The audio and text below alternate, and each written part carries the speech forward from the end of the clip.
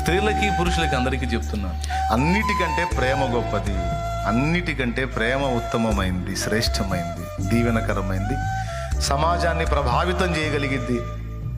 మొదట ఓడినట్టుండిన ప్రేమ గెలిచిద్ది, ప్రేమకు ఓటమి లేదు. బానిసైనట్టు దాసుడు దాసురాలైనట్టు కనపడిద్ది, కానీ నో, బానిసల్ని దాసుల్ని దాసురాళ్ళని చేసుకుంటుంది ప్రేమ. సమస్తము కోల్పోయినట్టు కనపడిద్ది, కానీ అన్నిటినీ సంపాదించుకుంటుంది ప్రేమ. సమాధి చేయబడినట్టు కనపడిద్ది, కానీ సమాధి గుండెను చీల్చి తిరిగి పునరుద్ధానమే లేచిద్ది ప్రేమ. దేవునికి స్తోత్రం. తృణీకారము పొందినట్టు కనపడిద్ది, కానీ అన్నిటినీ అధిగమించి నిలిచి శాశ్వతంగా స్థిరంగా నిలిచిపోయేది ప్రేమే. కాబట్టి బిడ్డలారా, ఫస్ట్ ఈ కోరిక కలిగి ఉండండి.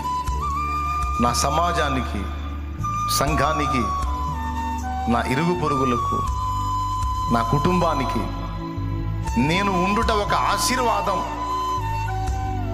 అనేటట్లు నా జీవితం ఉంచు ప్రభువా. అనేకుల్ని రక్షణలోనికి నడిపించడానికి ఎన్ని బాధలైనా తట్టుకునే శక్తి నాకివ్వు, ఎన్ని గాయాలైనా సహించే బలము నాకివ్వు. కానీ నేను ఇతరులకు దీవెనకరంగా ఉండాలి. నన్ను నీ కొరకు అలా సిద్ధపరచయ్యా అని మనం ప్రార్థన చేసుకోవాలి. అది అద్భుతమైన జీవితం.